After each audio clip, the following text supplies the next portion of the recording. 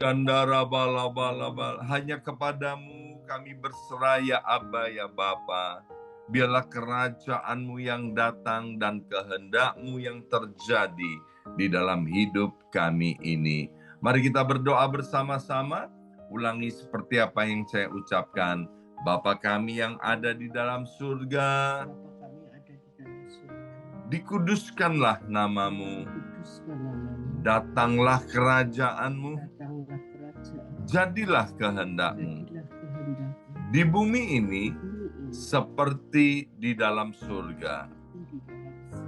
Bapa yang baik, berikanlah kami pada hari ini rezeki yang menjadi bagian kami secukupnya, cukup untuk memberikan pinjaman kepada banyak bangsa, sedangkan kami sendiri tidak punya pinjaman.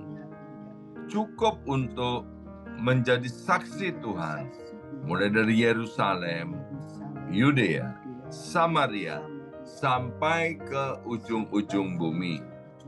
Cukup untuk menjadikan semua bangsa murid Kristus dan membaptis mereka dalam nama Yesus. Terima kasih Bapa untuk rezeki yang secukupnya, dan ampunilah dosa-dosa kami, ampunilah kesalahan kami, seperti kami pun mengampuni orang-orang yang bersalah kepada kami. Dan janganlah masukkan kami ini ke dalam pencobaan, tetapi bebaskanlah kami dari segala yang jahat. Sebab Engkaulah yang empunya kerajaan, kuasa, dan kemuliaan sampai selama-lamanya. Dalam nama Tuhan Yesus, kami sudah berdoa. Haleluya, haleluya.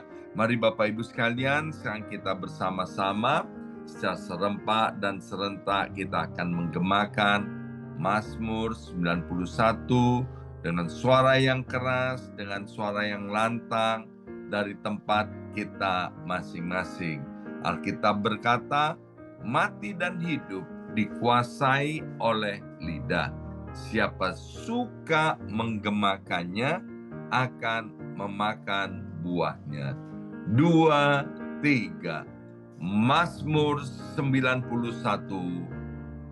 Orang yang duduk dalam lindungan yang maha tinggi dan bermalam dalam naungan yang maha kuasa akan berkata kepada Tuhan, tempat perlindunganku dan kubu pertahananku, Allahku yang kupercayai. Sungguh Tuhanlah yang akan melepaskan aku dari jerat penangkap burung dan dari penyakit sampar yang busuk. Dengan kepaknya Tuhan akan menudungi aku. Di bawah sayapnya aku akan berlindung. Kesetiaan Tuhan ialah perisai dan pagar tembok. Amin, amin, amin. Terjadi di dalam nama Tuhan Yesus.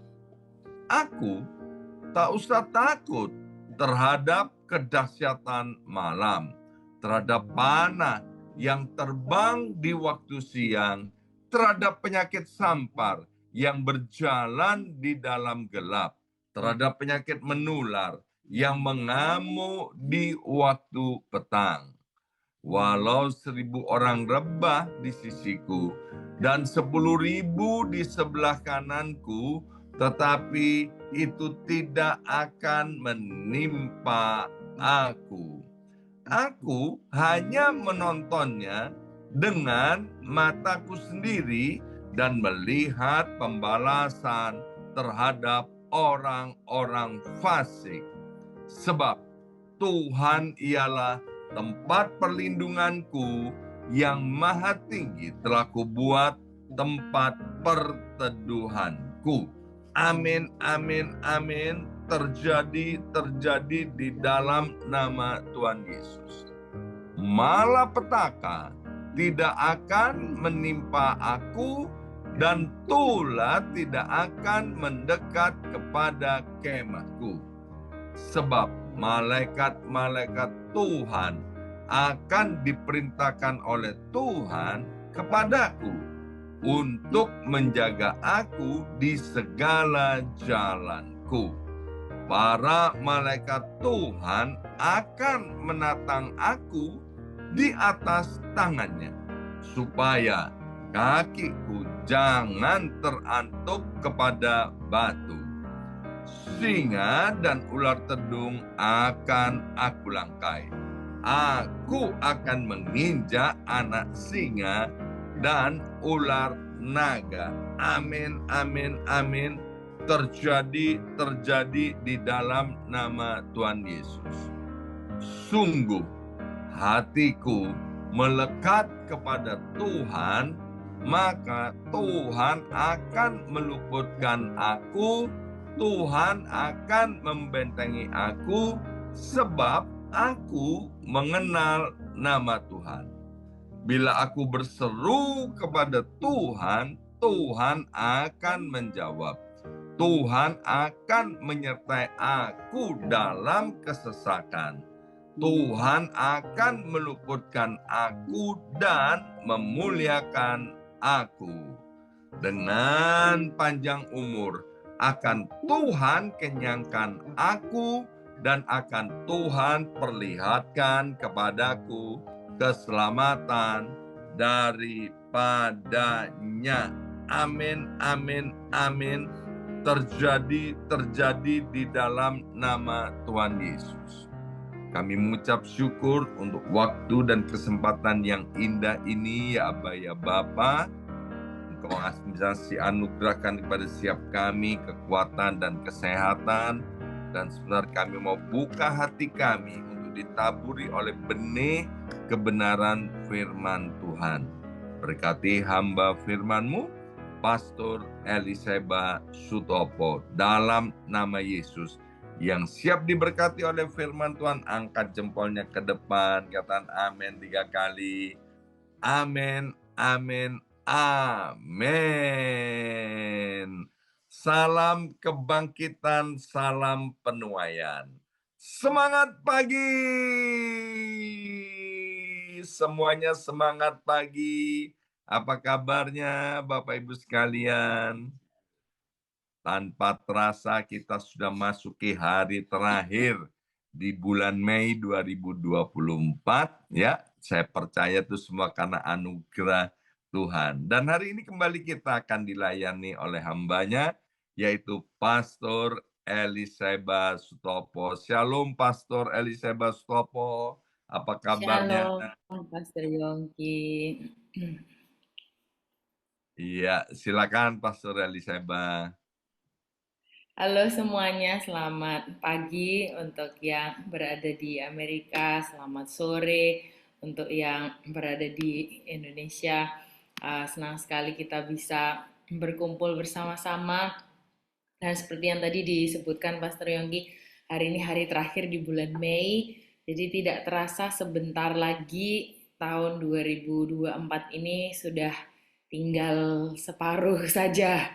Jadi cepat sekali berjalannya, tapi tentunya kita terus berdoa perkenanan Tuhan terus ada bersama kita, penyertaan Tuhan terus ada bersama dengan kita sampai sepanjang tahun ini dan juga tentunya di hari-hari setelahnya.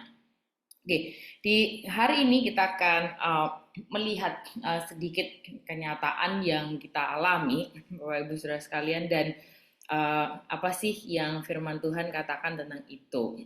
Nah, kita semua pasti punya keluarga, ya, entahkah keluarga kandung atau mungkin kadang mungkin keadaan kita bermacam-macam, mungkin ada yang dengan keluarga angkat atau dengan extended family, keluarga besar atau keluarga tambahan dan lain sebagainya.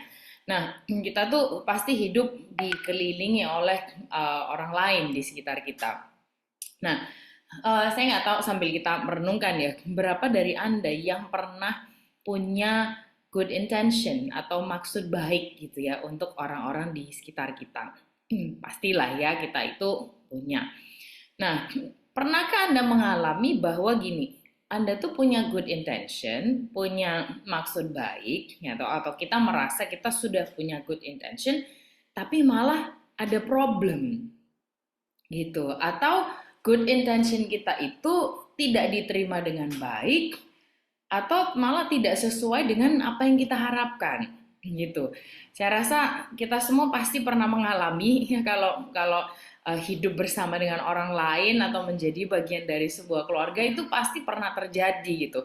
Kita punya good intention, kita punya maksud yang baik, tapi ternyata tidak diterima dengan baik atau yang terjadi tidak sesuai dengan apa yang kita harapkan.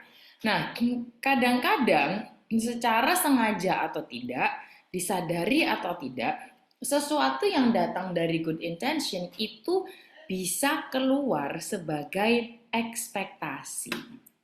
Gitu. Nah, itu yang akan kita lihat sama-sama hari ini, ekspektasi.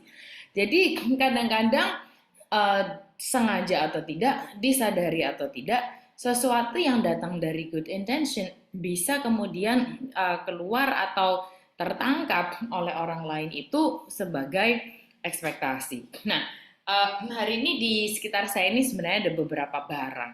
Tapi coba Anda bayangkan kalau seandainya saya tuh bawa barang-barang ini, kemudian saya tuh minta Anda untuk bawa gitu. Jadi ini di sini ada botol minum saya, jadi coba minta tolong dibawakan, ya kan? Ada botol minum, ada remote AC di sini, ada bulu mata palsu untuk yang menggunakan, ya. Ada juga hard disk, kemudian ada kartu thank you card, ada label. Ini tolong dibawakan ya, Bapak Ibu. Ada amplop ukuran 110 isinya 100, tolong dibawa. Ada kotak isinya alat-alat tulis. Nah, seandainya Anda memegang semuanya ini kan penuh sekali gitu ya. Nah, barang-barang ini dibawa dulu ya, di dalam imajinasi kita bawa dulu, ya kan? Ekspektasi itu datangnya dari mana? Karena gini, setiap orang pasti diberi oleh Tuhan hopes and dreams and goals, ya kan? Harapan, mimpi dan tujuan gitu. Yang mana semuanya itu hal yang baik, karunia dari Tuhan. It's a very good thing. Hanya saja dengan adanya hopes and dreams and goals itu tadi, harapan, impian dan tujuan, secara sengaja atau tidak, disadari atau tidak, itu jadi terbawa menjadi ekspektasi. Ketika kita ada di hubungan, baik di pernikahan, baik di hubungan keluarga, hubungan persahabatan, hubungan pelayanan, dan lain sebagainya. Nah, barang-barang yang tadi saya berikan kepada Anda, ya kan, botol minum ini, amplop lah, kemudian bulu mata palsu lah, hard disk, dan lain sebagainya, ini adalah barang-barang yang berguna buat saya. Ya kan, Bapak Ibu Saudara sekalian, berguna buat saya pakai. Itu, tapi mungkin Anda yang ngelihat, Anda kayak rempong sekali hidupnya orang satu ini gitu. Barangnya banyak sekali, itu sekitarnya kayak apa, backgroundnya putih, sekitarnya kayak apa ya bentuknya ya, kira-kira kok barangnya banyak banget gitu Bapak Ibu Saudara sekalian. Nah, buat saya ini semua berguna, ini semua hal-hal yang sangat baik gitu, saya bisa pakai. Tapi buat Anda, aduh ini repot sekali, kenapa kok semuanya dikasih ke saya? Buat Anda bisa jadi gitu kan, Bapak Ibu Saudara dulu ini apa ini kok ditaruh di sini semua gitu. Ini untuk apa? Gitu. Nah, sehingga gini, seringkali yang terjadi antara kita dengan keluarga kita atau dengan orang-orang di sekitar kita adalah dari sudut pandang kita, bentuknya adalah harapan, bentuknya adalah mimpi, bentuknya adalah tujuan, ya kan? Bentuknya adalah good intentions gitu. Tapi untuk orang lain, loh, ini apa? Jadi beban, jadi ekspektasi itu tadi yang seolah-olah diletakkan kepada mereka atau bisa jadi kepada kita oleh orang lain, ya kan? Yang kemudian kita pikir ini begitu merepotkan gitu untuk orang-orang di sekitar kita atau mungkin untuk kita karena diberikan oleh orang lain, bentuknya menjadi ekspektasi. Nah, ini yang seringkali bikin ketegangan, bikin friction di dalam hubungan, bikin berantem, bikin konflik gitu kan. Pastilah gitu karena saya sendiri juga mengalami. Aslinya adalah dari hopes and dreams and goals, harapan, impian dan tujuan dan good intention, tapi kemudian menjadi ekspektasi kita terhadap the other person. Nah, karena adanya ekspektasi, hubungan yang seharusnya itu untuk dinikmati malah jadi transaksional. Bapak Ibu Saudara sekalian, kita jadi ngitung, ya kan? Aku sudah gini, kamu harus, wah ini kata-kata harusnya ini, itu aku sudah A, kamu harus B, itu atau aku sudah ngikutin ya cara kamu, maunya kamu, sekarang giliran kamu ngikutin ya caraku dan mauku dan lain sebagainya. Atau kita mikir, oh kamu pernah salah, oh oke, nggak apa-apa, berarti next time aku juga harus boleh salah gitu. Nah ini nggak akan ada habisnya. Dan ketika hubungan itu sudah menjadi transaksional, hitung-hitungan, wah ini sudah nggak asik lagi gitu. Pernikahan sudah jadi nggak nyaman, kekeluargaan sudah jadi nggak fun lagi karena semua ngitung gitu dan aduh dramanya banyak sekali gitu. Jadi nanti kita jadi mikir, oh gitu ya, kamu boleh gitu, oke nggak apa-apa. Kali ini gue diem nih, kali ini saya diem nih gitu, tapi oh you owe me one gitu. Berarti next time-nya tunggu tanggal mainnya, tunggu pembalasannya gitu Bapak Ibu Saudara sekalian. Ya kan ada yang bisa mungkin marah, ada yang mungkin ngetrik gitu, ada yang jadi licik, ada yang mungkin jadi harus bohong-bohong dan lain sebagainya, ada yang merasa harus menang adu mulut gitu, aduh rancu sekali gitu. Nah sehingga bagaimana kita bisa menyikapi ini semua gitu, karena yaitu tadi kebanyakan kita itu bawa ekspektasi ke dalam setiap hubungan kita, disadari atau tidak gitu. Yang belum menikah wah punya pengharapan dan punya impiannya sendiri-sendiri gitu, kemudian atau yang sudah menikah seringkali masih punya ekspektasi dan lain sebagainya, atau memasuki musim kehidupan yang baru punya ekspektasinya. Sebenarnya terjadi banget dalam diri saya Bapak Ibu Saudara sekalian. Karena gini, dulunya itu karena sebenarnya ini datang dari sekali lagi good intention. Ada banyak orang yang karena mungkin sayang sama saya ya. Jadi dulu jauh sebelum saya menikah, orang-orang tuh pada bilang gini, nanti suatu hari ya yang jadi pendampingnya kamu itu harus orang yang luar biasa. Wah, kan doa yang baik ya Bapak Ibu Saudara sekalian. Terus karena saya ini perempuan tapi berada di posisi leadership, kemudian dibilang gini, nanti pasangannya juga harus pegang a role of leadership supaya nggak insecure gitu. Jadi yang laki-laki juga harus mimpin gini. Semua datang dari intention yang sangat baik, dari dreams and hopes and goals and good intention yang baik buat saya. Tapi kemudian saya menjadikan itu ekspektasi ke suami saya ya, waktu itu kita masih pacaran. Jadi saya expect waktu itu dia harus jadi kepala departemen atau dia harus pegang role of leadership of some kind supaya dia tidak insecure. Kan baik ya tujuannya gitu, it was all good. Tapi menjadi ekspektasi dan akhirnya banyak berantem lah kami waktu awal-awal pacaran karena ekspektasi saya ternyata. Nah, 1 Petrus 5 ayat yang ke-5 sampai yang ke-6. Petrus itu mencatat seperti ini, kita lihat sama-sama. Di sekitar saya juga ada Alkitab, Bapak Ibu Saudara sekalian, bukan hanya bulu mata palsu dan barang yang tidak penting. 1 Petrus 5 ayat yang ke-5 sampai yang ke-6. Oke, saya bacakan, kita simak bersama-sama firman Tuhan ini. Dia bilang, Demikian jugalah kamu, hai orang-orang muda, tunduklah kepada orang-orang yang tua. Kemudian ini, dan kamu semua, berarti baik yang muda maupun yang tua katanya ya. Dan kamu semua, rendahkanlah dirimu seorang terhadap yang lain, sebab Allah menentang orang yang congkak, tetapi mengasihani orang yang rendah hati. Karena itu, rendahkanlah dirimu di bawah tangan Tuhan yang kuat, supaya kamu ditinggikannya pada waktunya. Nah, sehingga Bapak Ibu Saudara sekalian, yang bisa kita ingat adalah selama kita berada dalam keluarga, perlu ada kerendahan hati.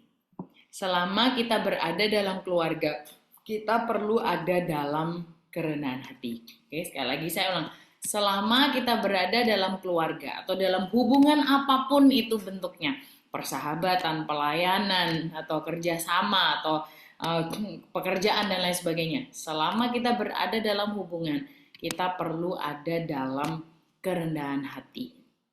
Nah, berada dalam kerendahan hati bukan berarti kita lantas mengabaikan hopes and dreams and goals yang kita punya, gitu, pengharapan, impian dan tujuan yang kita punya. Karena kalau kita nggak punya hopes and dreams and goals, maka hidup ini juga nggak akan kemana-mana, gitu. Dan saya rasa bukan itu yang Tuhan desainkan untuk kita, gitu. Tapi kita juga tidak mungkin mengabaikan kan gitu semua hopes and dreams and goals ini gitu. Tapi hanya berfokus kepada itu akan membuat kita menjadi orang yang selfish dan egois. Makanya Petrus mengingatkan di sinilah pentingnya untuk kita berada dalam kerendahan hati terhadap satu dengan yang lainnya. Itu selama kita berada dalam hubungan, kita perlu berada dalam kerendahan hati. Karena rendah hati itu adalah komitmen terhadap respon yang tepat dan respon yang benar. Komitmen kepada kerendahan hati ini nggak mudah gitu, karena kadang kita harus memilih respon-respon yang kita nggak suka gitu, mungkin tidak sesuai dengan keinginan kita gitu. Tapi dampaknya itu begitu luar biasa. Dan komit kepada kerendahan hati ini akan membuat kita tetap berjalan terus walaupun perasaan kita rasanya ingin berhenti, rasanya ingin marah, rasanya ingin membalas, rasanya ingin, tapi komit kepada rendah hati membuat kita tidak hanya bergantung kepada perasaan kita, tapi mengajarkan kita untuk memilih respon yang tepat dan respon yang benar. Nah, jadi di cerita saya sendiri, saya juga harus menerima kenyataan yang saya tidak suka karena suami saya pekerjaannya dia adalah seorang fotografer dan dia termasuk TKW, maksudnya tenaga kerja weekend ya Bapak Ibu saudara sekalian. Jadi kalau weekend seringkali dia harus bekerja dan awalnya itu salah satu kekhawatiran saya gitu. Saya berpikir bahwa gimana ya, saya yang adalah seorang pendeta, bekerjanya juga di weekend, biasanya dilihat orang dan kan seharusnya ya bersama-sama, tapi kita nggak selalu bisa bersama-sama gitu. Nah, akhirnya dari segala proses ini yang tentunya tidak mudah dan tidak instan, ya, saya juga belajar di proses. Saya harus menerima bahwa suami saya mungkin he might not be around on weekends karena dia harus bekerja menafkahi keluarga kami. Waduh, ya kan? Awalnya saya nggak suka karena saya berpikir nanti orang bilang apa, nanti orang ngelihat terus gimana gitu. Tapi kalau kita mau make it work, dan puji Tuhannya waktu itu dia sih ya yang lebih mau untuk make it work, kita harus saling merendahkan keinginan-keinginan, merendahkan ekspektasi-ekspektasi, belajar untuk tidak menuntut, dan belajar itu tadi, walaupun mungkin respon yang harus kita pilih itu respon yang kita tidak terlalu sukai, tapi ya kita bukan hanya bergantung kepada perasaan kita, tapi oleh kerendahan hati dan karena kemurahan Tuhan, kita dimampukan untuk memilih apa yang benar. Gitu. Nah, sehingga kita diingatkan selama kita berada di dalam hubungan, kita juga perlu berada di dalam kerendahan hati. Dan mungkin satu tips yang lain yang lebih praktikal yang bisa juga kita terapkan dalam kehidupan kita sehari-hari adalah mengingat bahwa kita dan keluarga kita selalu satu tim. Kita dan keluarga kita selalu satu tim. Always, always, always.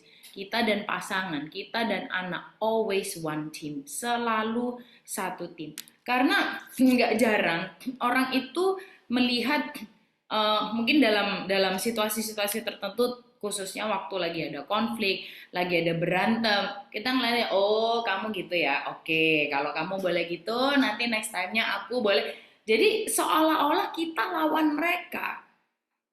Kayak, oh kamu ngomongnya kayak gitu, kalau kamu ngomongnya boleh gitu, berarti aku harus boleh untuk, wah, seolah-olah, again, kita lawan mereka, padahal itu salah. Karena gini, kalau pasangan kita, anak kita, orang tua kita, anggota keluarga kita, kalau mereka menang, kita ikut menang. Kalau mereka kalah, kita juga ikut kalah. Sama aja sebenarnya, Bapak Ibu Saudara sekalian. Jadi bukan kita lawan mereka, tapi justru bersama-sama satu tim. Dan seringkali sebenarnya apa sih? Bukan kita lawan mereka, tapi bersama-sama menghadapi apa? Kadang tipuan-tipuan iblis.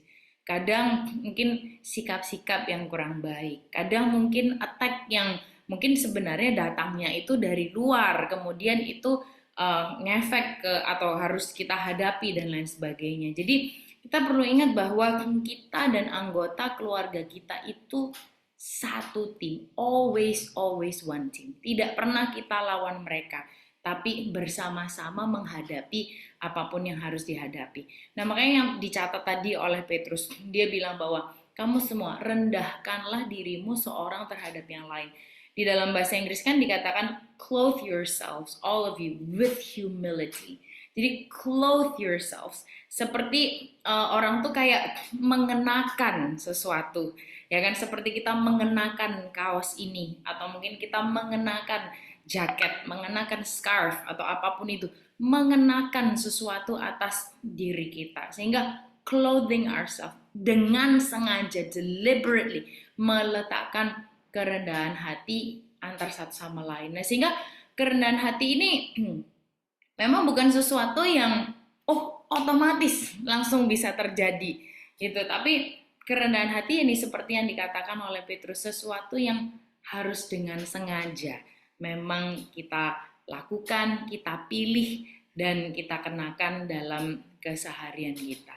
Nah, sehingga kalau kita tuh punya hopes and dreams and goals dan harapan yang terbaik dan good intention, marilah kita bawa itu semua dengan kerendahan hati, dengan kebesaran hati, menyadari bahwa kita juga bukan orang yang paling tahu segalanya, ya kan? Dan seringkali yes we mean well, ya kan, maksudnya itu baik gitu, tapi kadang-kadang juga perlu ngecek sih gitu, apakah maksud yang baik ini memang sesuai dengan rencana Tuhan untuk gambaran yang lebih besar.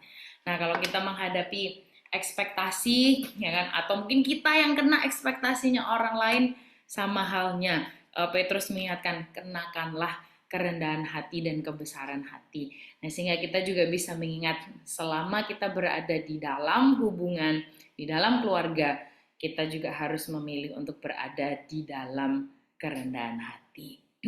Kita boleh berdoa bersama-sama.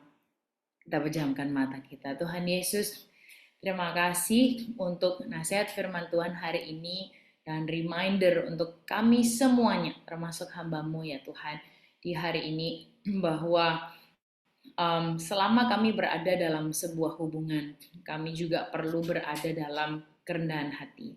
Mungkin kecenderungan kami sebagai manusia nggak akan otomatis kami memilih untuk rendah hati, karena kecenderungan diri kami adalah kami mau apa yang kami mau, itu yang terjadi. Tapi biarlah Tuhan, oleh anugerah-Mu dan oleh kekuatan Tuhan, Engkau yang memampukan kami, seperti nasihat firman Tuhan yang mengatakan untuk kami mengenakannya dalam diri kami masing-masing, untuk kami boleh memilihnya dalam setiap keseharian kami, untuk kami memilih kerendahan hati.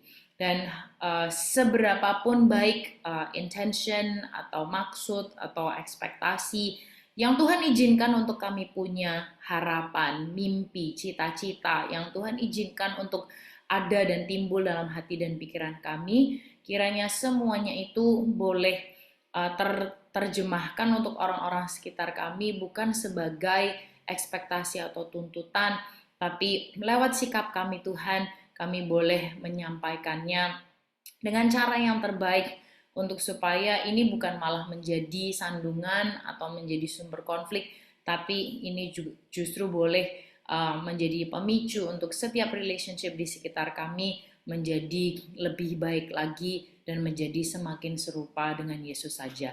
Berikan kami terus hikmat, ya Tuhan, berikan kami terus kata-kata dan pilihan kata yang terbaik dan cara penyampaian yang terbaik dalam keseharian kami masing-masing dengan keluarga, dengan relationship di sekitar kami Tuhan, supaya setiap maksud yang ada itu boleh tersampaikan dengan baik, dan relationship yang ada bukan justru makin mengalami penurunan, tapi justru nama Tuhan semakin dipermuliakan lewat setiap hubungan kami dan lewat pilihan kata-kata kami, lewat sikap kami, lewat attitude kami ya Tuhan.